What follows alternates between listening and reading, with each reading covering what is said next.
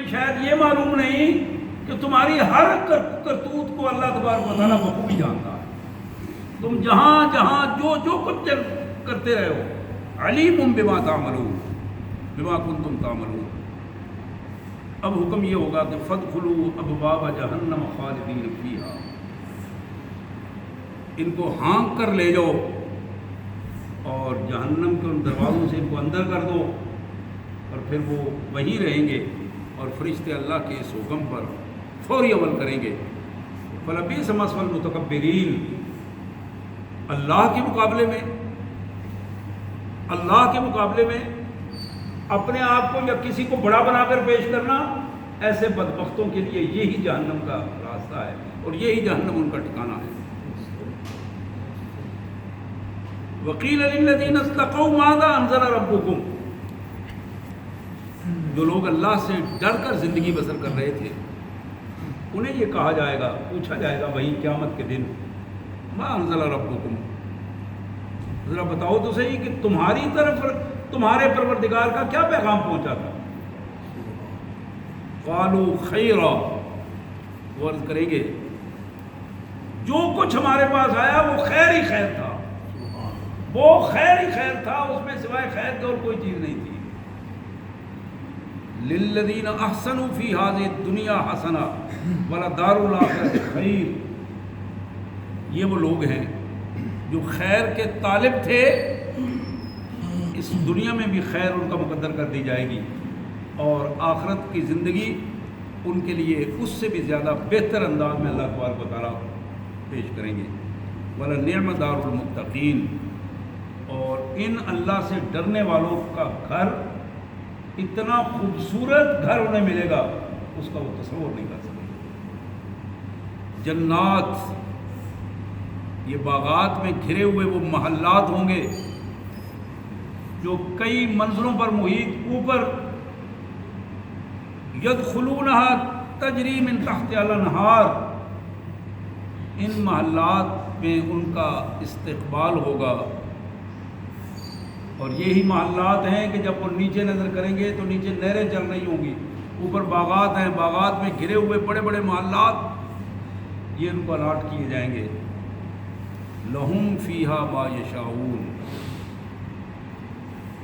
جو کچھ وہ چاہیں گے وہی کچھ ان کو وہاں ملے گا.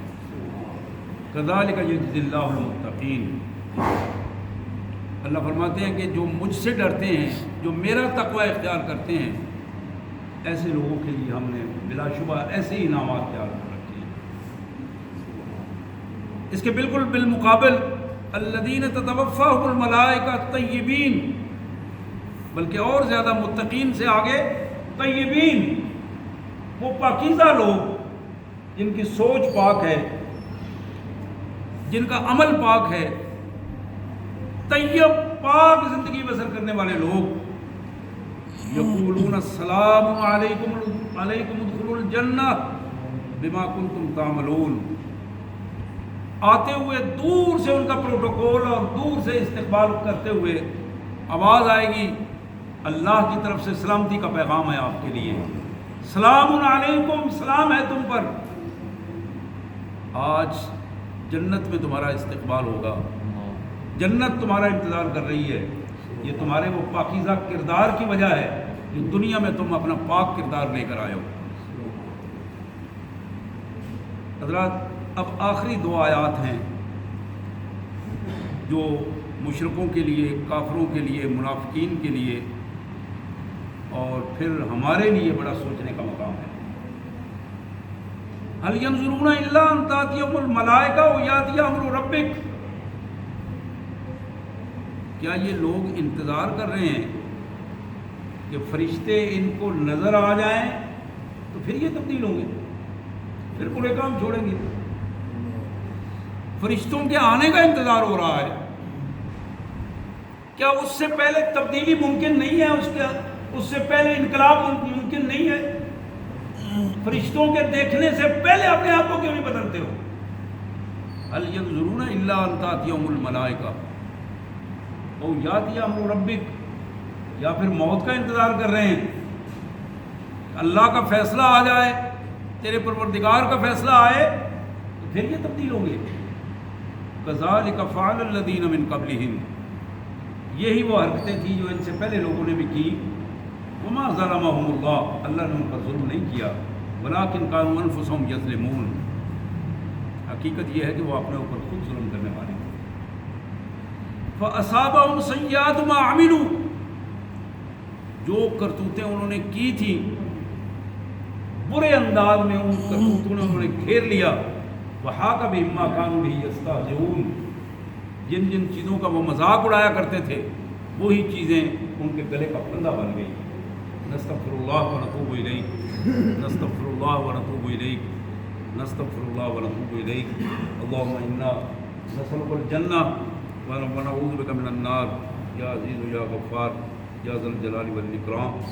حضرات یہ آیات تھی سورہ نحل کی آیت نمبر 26 سے لے کر آیت نمبر 34 تک، اور یہ 10واں رکوع تھا 14ویں پارے کا، جس کا متن اور اس کا سادہ سا مفہوم اپنے انداز میں نے آپ کے سامنے رکھا. بخاری کے ایک حدیث مبارک جو جناب ابو ہریرہ رضی اللہ تعالیٰ عنہ کی روایت، میرے آقا صلی اللہ علیہ وسلم نے فرمایا لا یتمنى احدکم الموت اما محسنا فلعلہ ان یزداد خیرا واما مسیئا فلعلہ ان یستعد. اللہ کے رسول صلی اللہ علیہ وسلم نے فرمایا کہ لوگوں،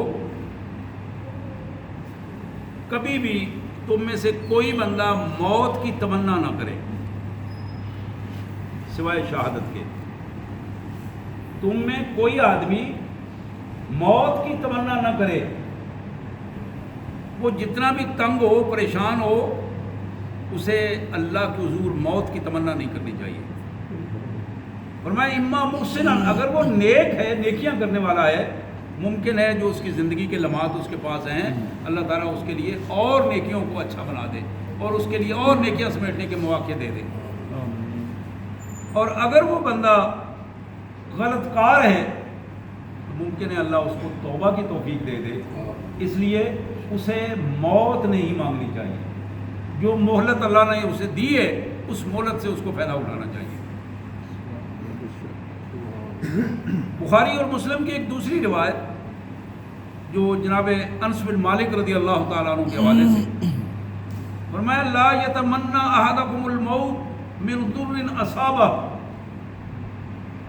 جب بندہ اپنی زندگی میں زیادہ پریشان ہو جائے، مسائل کا شکار ہو جائے اور بہت زیادہ پریشانی کے عالم میں ہو تو پھر بھی وہ موت کی تمنا نہ کرے.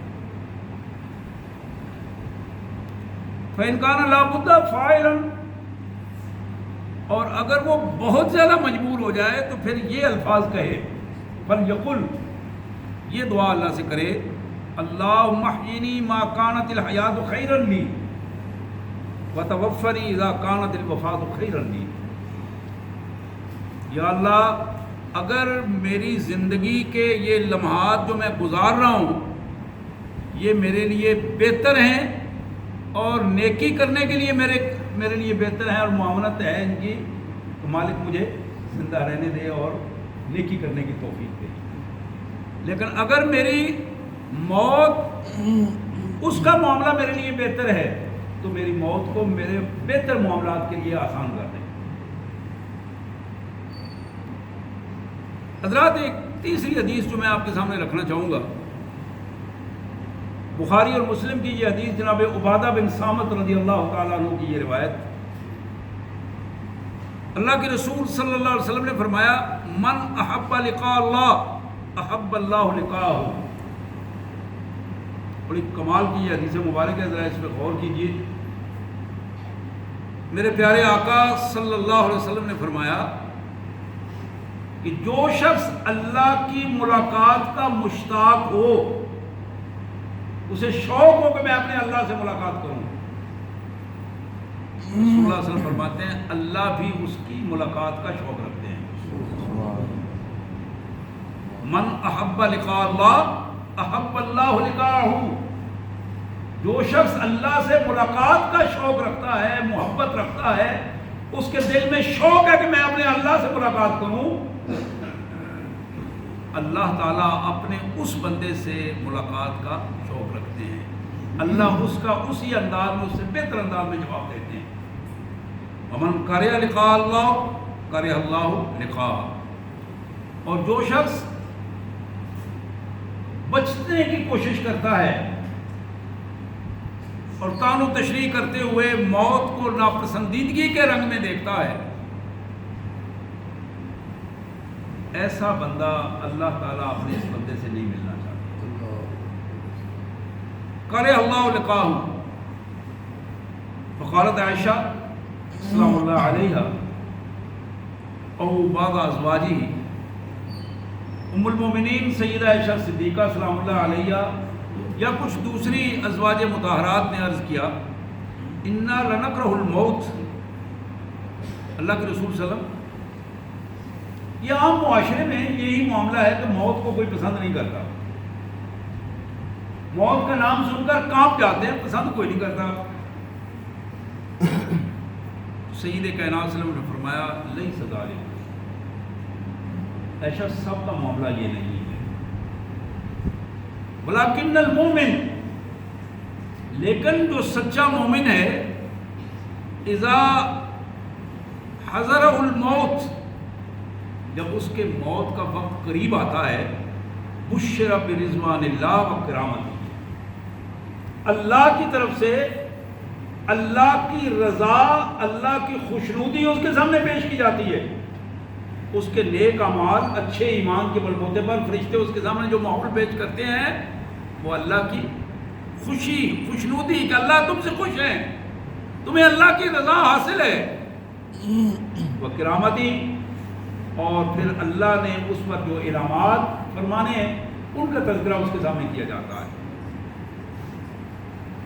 فلیس شیء احب الیہ مما امامہ فاحب لقاء اللہ وَأَحَبَّ اللَّهُ لِقَاءَهُ، یہ بندہ اب اس پوزیشن میں آ جاتا ہے کہ جب اللہ سے ملاقات کا اس کے اندر ایک شوق پیدا ہوتا ہے، اللہ کی خوشنودی، اللہ کی رضا کا حاصل ہونا اس کو اپنے سامنے نظر آنا شروع ہو جاتا ہے، اور پھر جنت کا مستقبل اس کو نظر آتا ہے، تو پھر وہ خواہش کرتا ہے کہ میں اپنے مالک سے ملاقات چاہتا ہوں، میں اپنے اللہ سے ملنا چاہتا ہوں، راستے میں جو موت رکاوٹ کی صورت میں ہے میں نہیں چاہتا یہ رکاوٹ ہو، تو میں اپنے اللہ سے ملنا چاہتا ہوں، اللہ کا دیدار کرنا چاہتا ہوں۔ اللہ کے رسول صلی اللہ علیہ وسلم فرماتے ہیں فَأَحَبَّ لِقَاءَ اللَّهِ، یہ بندہ جس طرح اللہ سے ملاقات کا شوق رکھتا ہے، وَأَحَبَّ اللَّهُ لِقَاءَهُ، اللہ اپنے اس بندے سے اسی طرح ملاقات کا شوق رکھتے ہیں۔ اور پھر فرمایا وَإِنَّ الْكَافِرَ، اور جو کافر آدمی ہے، مشرک ہے، منافق ہے، جس کی زندگی اللہ اور اس کے رسول کے طریقے کے خلاف گزر رہی تھی، اذا حضر، جب اسے موت کا وقت اس کا آ جاتا ہے، بشر بعذاب اللہ وعقوبتہ، اس بندے کے سامنے اللہ کے عذاب کا تذکرہ ہوتا ہے، اللہ کے عذاب کا تذکرہ اللہ کے فرشتے کرتے ہیں، اور اس کو جو عذاب اور سزائیں ملنا ہوتی ہیں وہ سارا منظر اس کے سامنے رکھ دیا جاتا ہے۔ فلیس شیء اکرہ الیہ مما امامہ، اب اسے اپنا مستقبل جو نظر آ رہا ہوتا ہے، موت کی صورت میں، قبر کی صورت میں، حشر کی صورت میں، جہنم کی صورت میں، ان عذاب، اس سے وہ کانپ جاتا ہے اور گھبرا کر اپنی موت کو قبول نہیں کرنا چاہتا، اللہ سے ملنا نہیں چاہتا۔ فَقَرِئَ لِقَاءَ اللَّهِ، جب وہ اللہ سے نہیں ملنا چاہتا، قَرِئَ اللَّهُ لِقَاءَهُ، تو پھر اللہ بھی اپنے اس بندے کو پسند نہیں کرتے۔ نستغفر اللہ ونتوب الیہ یا ارحم الراحمین یا ذا الجلال والاکرام۔ بخاری کی ایک اور حدیث، جناب عبداللہ بن عمر رضی اللہ تعالیٰ عنہ کی یہ روایت، جناب عبداللہ بن عمر رسول اللہ صلی اللہ علیہ وسلم کے نوجوان صحابی اور بڑے ذوق والے صحابی، بڑے شوق والے صحابی، قال اخذ رسول اللہ صلی اللہ علیہ وسلم بمنکبی، فقال کن فی الدنیا کانک غریب او عابر السبیل. ابن عمر کہتے ہیں کہ رسول اللہ صلی اللہ علیہ وسلم تشریف لائے اور آپ نے اپنا ہاتھ میرے کندھے کے اوپر رکھا. اخذ رسول اللہ صلی اللہ علیہ وسلم بمنکبی، میرے اپنا ہاتھ کندھے کے اوپر رکھ کر اسے پکڑ لیا اور ارشاد فرمایا، یعنی الرٹ کیا، ہلا کے الرٹ کیا اور فرمایا کن فی الدنیا کانک غریب و عابر السبیل. عبداللہ دنیا میں اس طرح زندگی گزارو جس طرح تم بے وطن ہو. غریب کہتے ہیں جس کا اپنا کوئی وطن نہ ہو، یعنی یہاں عارضی طور پر ٹھہرا ہوا ہے اور اس نے جانا ہے، منزل اس کے آگے ہے. کن فی الدنیا کانک غریب. آپ ذرا ان الفاظ پہ غور کیجئے اور میں آپ ہم سب اپنی اپنی حالت پہ غور کریں اور اپنی اپنی ہوس پہ غور کریں اور بڑے بڑے مکانات اور بلڈنگیں اور پھر پلان اور منصوبے. کن فی الدنیا کانک غریب. عبداللہ دنیا میں اس طرح رہنا، اس طرح رہو جس طرح تم بے وطن ہو. او عابر السبیل، یا پھر اس طرح کہ جس طرح کوئی ایک راہ چلتا مسافر ہوتا ہے، اس کیفیت میں اپنی دنیا گزارو. وہ راہ چلتا مسافر اپنی منزل کی طرف سفر کر رہا ہے، راستے کو کبھی بھی وہ اپنی منزل بنا کے وہاں رکتا نہیں ہے.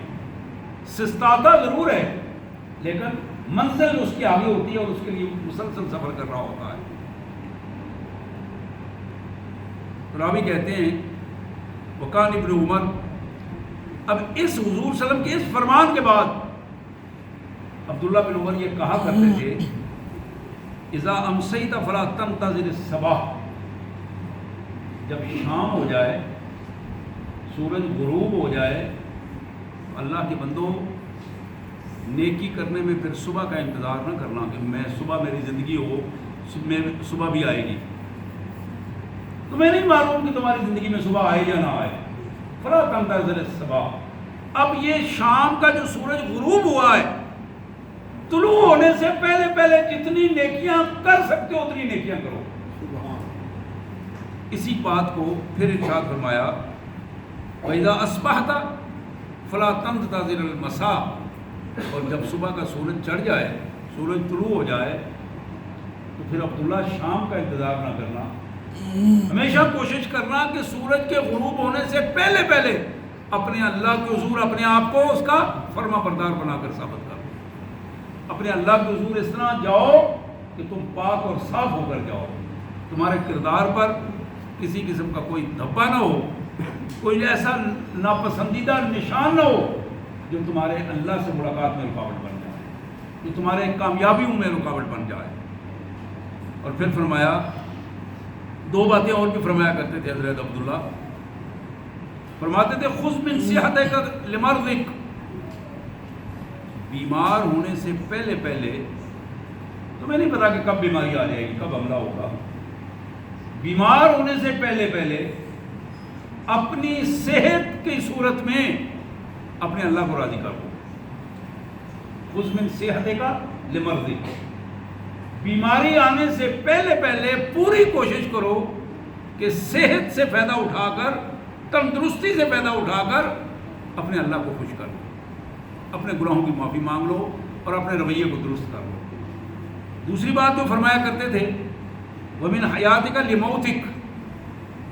زندگی کا جتنا زندگی کی مہلت ملی ہے وہ لمحے کا کچھ حصہ ہے، سال ہیں، مہینے ہیں یا دن ہیں. اس زندگی کی مہلت کو کارآمد بنا دو موت سے پہلے پہلے. چند دن پہلے میں پڑھ رہا تھا بڑی خوبصورت بات کہ جسے ہم سیکنڈ کہتے ہیں. ابھی میری تھوڑے سے وقفے میں پتہ نہیں کتنے سیکنڈ، 2-3 سیکنڈ گزر گئے، جسے ہم سیکنڈ کہتے ہیں اور ہم سمجھتے ہیں کہ وہ گزرتا ہوا وقت کی وہ قلیل مقدار ہے جس کی بظاہر ہمارے یہاں کوئی اہمیت نہیں. لیکن کبھی آپ نے سوچا ہوگا کہ یہی وہ سیکنڈ ہے جس میں پلک جھپکنے سے پہلے جب حادثات ہوتے ہیں تو یہی وہ کیفیت ہے جو تباہی اور بربادی لے کے آتے ہیں. یہی وہ وقت کی قلیل ترین مدت ہے جو انسانی زندگی میں بڑی اہم بن جاتی ہے کہ جب ایک انسان آتے ہوئے حادثات سے بچ کر، ایک طوفان سے بچ کر ایک سائڈ پہ نکل جاتا ہے، اور ایک سیکنڈ کے قلیل لمحے میں بھی یہ کام ہوتے ہیں۔ علامہ یوسف قرضاوی رحمۃ اللہ علیہ بڑے عظیم لیڈر ہیں دنیا میں۔ شاید اس وقت میں نہیں سمجھتا کہ کوئی ایک فرد بھی علمی حوالے سے اور تقوی کے حوالے سے اس شخص کے قریب ہوگا۔ ان کی ایک چھوٹی سی کتاب انہوں نے پاپولر ٹائپ لکھا تھا، الوقت فی حیات المسلم۔ مسلمان کی زندگی میں وقت کی جو اہمیت ہے کسی اور چیز کی اتنی اہمیت نہیں ہے۔ بندہ مومن اپنے وقت کو کس طرح شیڈول کرتا ہے، کس طرح اس کو تقسیم کرتا ہے، اور کس طرح اپنے وقت کو اپنے اللہ اور اللہ کے رسول کے حکم کے مطابق بناتا ہے۔ اور جس شخص نے اپنی زندگی میں وقت کو ضائع کر لیا ہے، وہ اس وقت کبھی بھی زندگی میں اس کے پاس واپس نہیں آیا۔ تو یہاں جناب عبداللہ بن عمر رضی اللہ تعالیٰ کی جو میں بات کر رہا تھا، جو آخری بات انہوں نے کی، وہ من حیاتک لموتک، تمہیں زندگی کے جتنے سیکنڈ میسر آئیں، لمحات میسر آئیں، موت سے پہلے ان لمحات کو اپنے اللہ کے حضور عمل کر دو، ان لمحات کو اپنے مالک کے حضور پیش کر دو، اپنے مالک کی خوشنودی کے سلسلے میں۔ حضرات، ترمذی کی ایک روایت جو جناب ابو ہریرہ رضی اللہ تعالی عنہ کے حوالے سے بڑی معروف روایت ہے، تین باتیں، تین مختلف روایات میں چھوٹی چھوٹی باتیں، اکثروا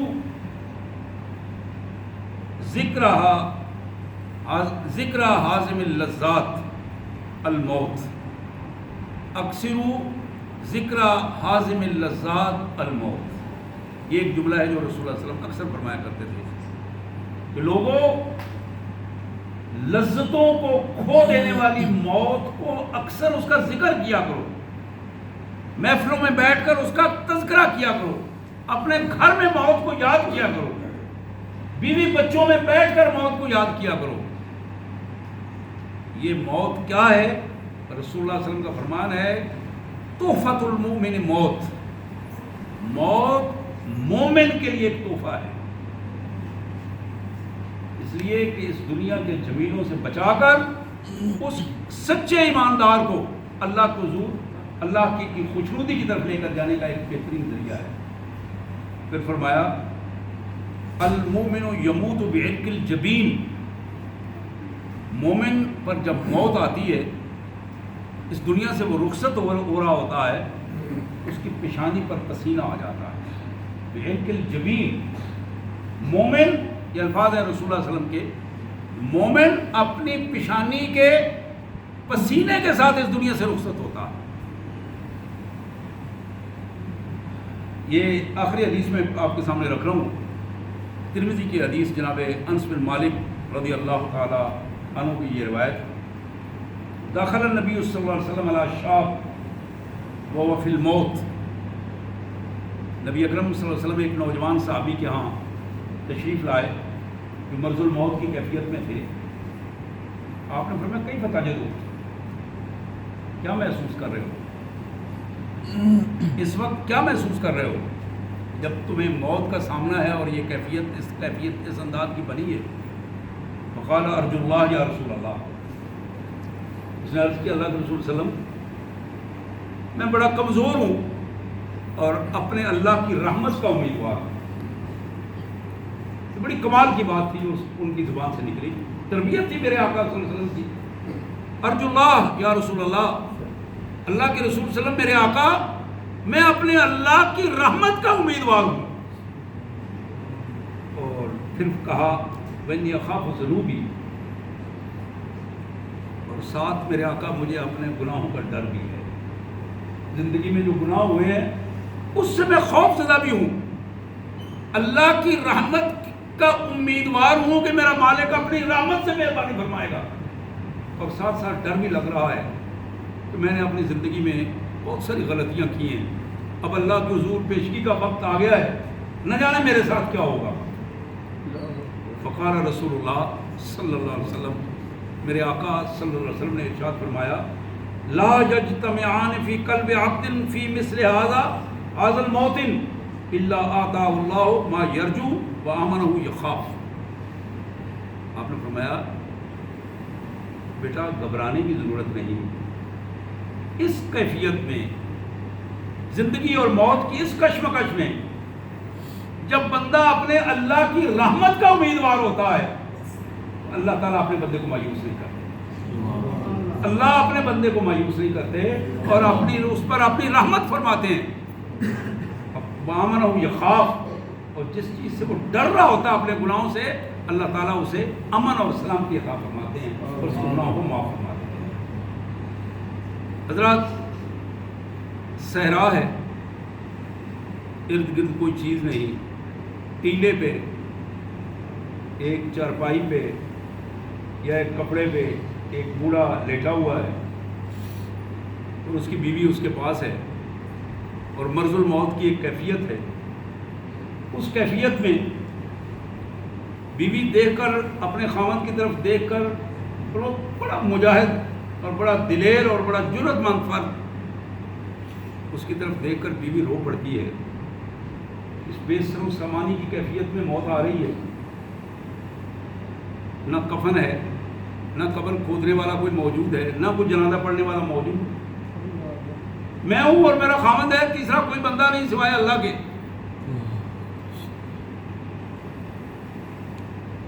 جناب ابو ذر غفاری اپنی اہلیہ محترمہ کو کہتے ہیں کہ اللہ کی بندی گھبراؤ نہیں۔ میں اپنے آقا صلی اللہ علیہ وسلم کے پاس بیٹھا تھا، کچھ اور لوگ بھی تھے، آپ نے فرمایا کہ تم میں سے ایک آدمی پر ایسا وقت آئے گا کہ وہ بے آب و گیا صحرا میں اسے موت آئے گی اور اس کے پاس اور کوئی نہیں ہوگا۔ اچانک ایک مسلمانوں کی جماعت آئے گی جو اس کے تجہیز و تکفین کا بندوبست کرے گی اور اسے دفن کرے گی اور اس کا جنازہ پڑھے گی۔ تو جناب ابو ذر کہتے ہیں جتنے لوگ وہاں موجود تھے وہ سارے فوت ہو گئے ہیں، اب میں ایک اکیلا وہاں بچا ہوں اور اب میری حالت وہی ہے جو رسول اللہ صلی اللہ علیہ وسلم نے فرمائی تھی۔ تم دیکھو، انتظار کرو، ضرور کوئی نہ میلوں تک کوئی بندہ ہے ہی نہیں۔ کہا تم انتظار کرو، دیکھو میرے رسول کی زبان سے جو بات نکلی ہے وہ سچ بات ہے۔ کچھ ہی لمحے بعد خاتون نے دیکھا، وہ گرد و غبار محسوس ہوا، اچانک مسلمانوں کی ایک جماعت آئی جس میں انصار بھی تھے، اور لوگ بھی تھے۔ وہ لوگ آئے، اکٹھے ہوئے، بیٹھے، اور ان کو جب یہ بتایا گیا تو انہوں نے پوچھا کہ یہ کون ہے بابا جی، کون ہے؟ وہ جانتے نہیں تھے، نوجوان تھے۔ انہوں نے کہا یہ ابو ذر غفاری۔ بڑے خوش ہوئے، نام بڑا معروف نام تھا، صحابہ کرام میں رسول اللہ صلی اللہ علیہ وسلم کے ساتھ عمر گزاری تھی۔ جناب ابو ذر نے ان کو بٹھایا، پاس بٹھا کے کہا دیکھو میرے پاس صرف ایک چادر ہے جو کفن کے لیے بچ سکتی ہے، اور کوئی کپڑا نہیں ہے۔ غور کیجیے اس بات پر، یہ معمولی بات نہیں ہے جو میں آپ کے سامنے رکھ رہا ہوں۔ ایک چادر ہے میرے پاس، میرے بھائیوں اس چادر میں مجھے کفن دے کے دفنا دینا، اگر وہ پوری نہ آئے تو تم میں سے جو لوگ موجود ہیں وہ بندہ اپنی چادر یا کپڑا مجھے دے گا جو سرکاری ملازم نہیں ہے۔ جس شخص کی ملازمت جو سرکار کے خزانے سے تنخواہ لیتا ہے یا وہاں سے جس نے فائدہ حاصل کیا ہے، وہ میرے اس کفن میں اپنا کپڑا شامل نہ کرے۔ اب اتفاق یہ تھا کہ وہاں جتنے لوگ موجود تھے سوائے ایک بندے کے، وہ سارے کے سارے کہیں نہ کہیں ملازم تھے کسی نہ کسی انداز میں۔ اب یہ بات چونکہ آمنے سامنے آخری وقت میں ہو رہی تھی، ایک انصاری صحابی نوجوان کہنے لگا حضرت میں نے اپنی زندگی میں کبھی گورنمنٹ کے خزانے سے کوئی فائدہ حاصل نہیں کیا، اللہ کا شکر ہے اپنی محنت کرتا ہوں اور پھر میں اسی پر گزارا ہے، اگر آپ اجازت دیں تو یہ میرے پاس میری ماں نے مجھے یہ 2 چادریں بن کے دی ہیں، ایک چادر جو ہے وہ میں آپ کے لیے پیش کرتا ہوں۔ تو جناب ابو ذر کہنے لگے ہاں تم میرے ساتھی ہو، تمہاری سوچ اور میری سوچ ملتی ہے، تمہارا عمل اور میرا عمل ملتا ہے، تمہاری یہ چادر میرے کام آئے گی، اللہ تمہیں اس کا اجر عطا کرے۔ حضرات پھر اسی کیفیت میں جناب ابو ذر غفاری رضی اللہ تعالیٰ عنہ کی تدفین بھی ہوئی۔